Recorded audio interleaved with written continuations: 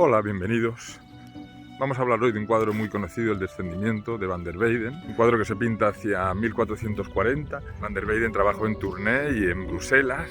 Pintor muy reconocido ya en vida. Pintor flamenco. En el siglo XV en Europa la gran mayoría de la gran pintura se hace en ciudades de lo que ahora son Bélgica o Italia.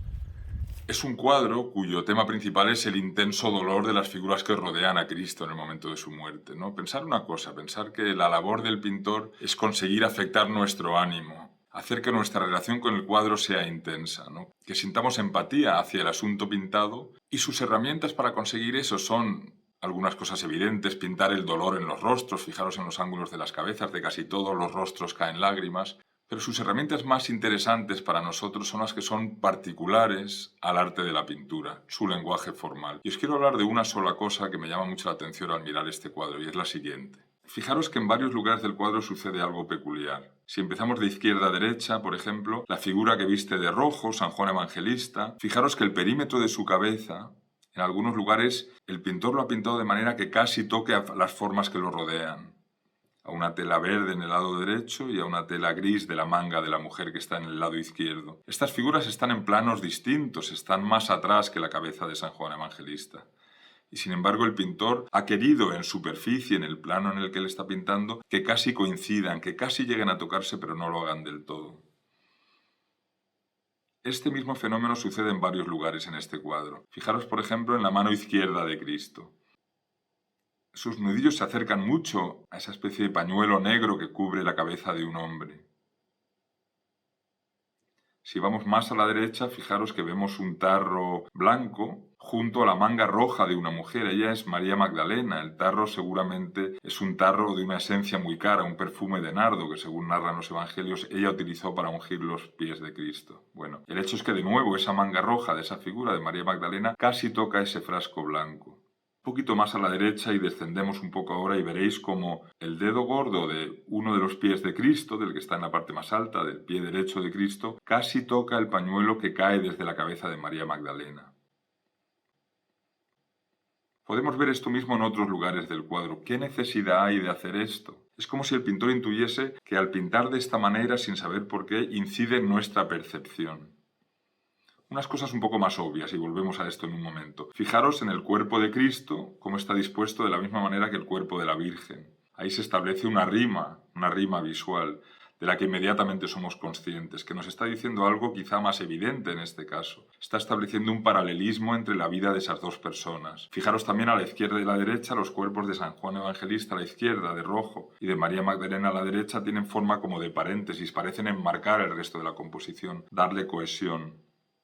En ese sentido, las dos figuras de Cristo y la Virgen, las dos figuras de Juan Evangelista y María Magdalena, tienen una función formal que entendemos mejor, que es más obvia, ¿no? El pintor está haciendo algo que podemos comprender por qué lo hace. Pero volvamos a lo anterior. ¿Por qué estos puntos en los cuales distintas formas que están en planos distintos en la ilusión de profundidad del cuadro, pues casi se tocan en su superficie? ¿Por qué ha hecho eso el pintor? ¿Qué sentido tiene esto? Y se me ocurre a mí una respuesta que tiene que ver con algo relacionado con cuestiones que mencionan los filósofos antiguos. Aristóteles ya lo hace, habla de que una de las maneras en las que funciona nuestro cerebro es que recibe a través de los sentidos información, en este caso a través de la vista, la procesa para actuar en consecuencia.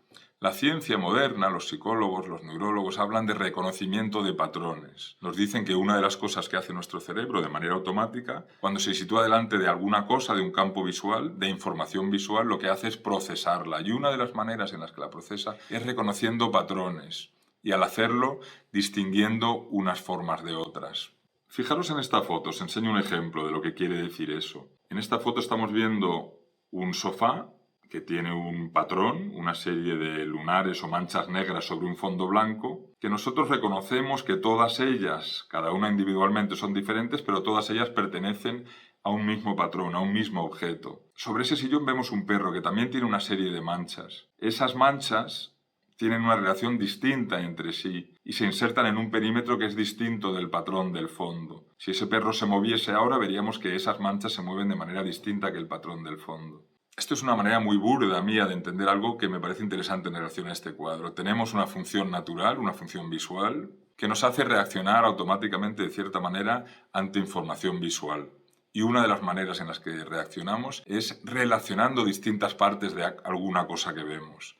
Bueno, ¿y qué tiene que ver esto con el cuadro que estamos viendo? Yo tengo la sensación de que Van der Weyden, cuando está creando este cuadro, está haciendo dos cosas distintas. Una con mucha conciencia, es un imperativo en la cultura artística europea del siglo XV en adelante, es crear imágenes que parezcan verosímiles en el sentido de que parezcan tener volumen, 3 dimensiones, tanto las figuras como el espacio. Al mismo tiempo creo que Van der Weyden tiene una intuición hacia esta idea del reconocimiento de patrones, y la vemos con especial claridad en estas 4 figuras que he mencionado: el cuerpo de Cristo y el de la Virgen María, y a izquierda y derecha los cuerpos de San Juan Evangelista y de María Magdalena. Vemos estos cuerpos y los relacionamos en superficie, reconocemos un patrón y en ese patrón incorporamos todo lo demás. Es como si algunas de las figuras que vemos en este cuadro, las 4 que he mencionado sobre todo, estuviesen en un plano y con ellas nos relacionamos a través de este instinto que tenemos, de esta capacidad natural que es la de reconocer patrones, como si estas figuras fuesen el perro y lo demás fuese el fondo del sofá.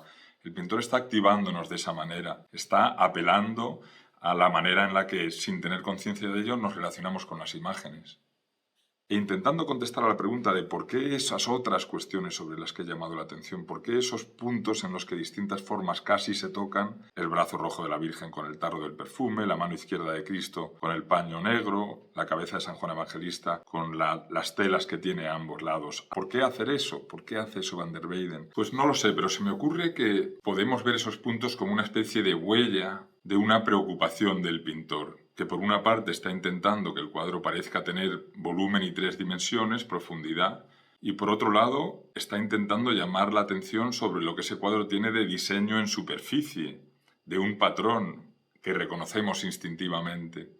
Esa tensión él la está viviendo como un problema, la está intentando solucionar, y se me ocurre a mí, cualquiera sabe, ¿no? Pero se me ocurre que justamente esos puntos de contacto entre formas que están en distintos planos del cuadro y cuyo contacto ocurre solo en la superficie, que ahí lo que está haciendo Van der Weyden es, en cierto modo, acercar la profundidad del cuadro a lo que tiene el cuadro de objeto plano, ¿no? No sé, como si, insisto, de manera intuitiva, él como artista está trabajando un problema, viendo a ver si lo puede solucionar. Y al final lo que vemos en el cuadro es la huella de ese esfuerzo, por conseguir que, a pesar de la ilusión de profundidad, veamos el cuadro como un patrón, como un diseño, como una superficie. Bueno, es una manera de acercarse a la pintura en la que uno ve algo que le llama la atención e intenta encontrarle explicación. Y se me ocurre ahora que estoy pensando en alto que otro efecto que tienen en nosotros estos extraños puntos de contacto entre formas que están en distintos planos es que activan nuestro interés, intensifican nuestra atención, digamos. Nos causan una sensación de reconocimiento, como de epifanía, de anda, mira lo que ocurre aquí, anda, aquí sucede algo parecido.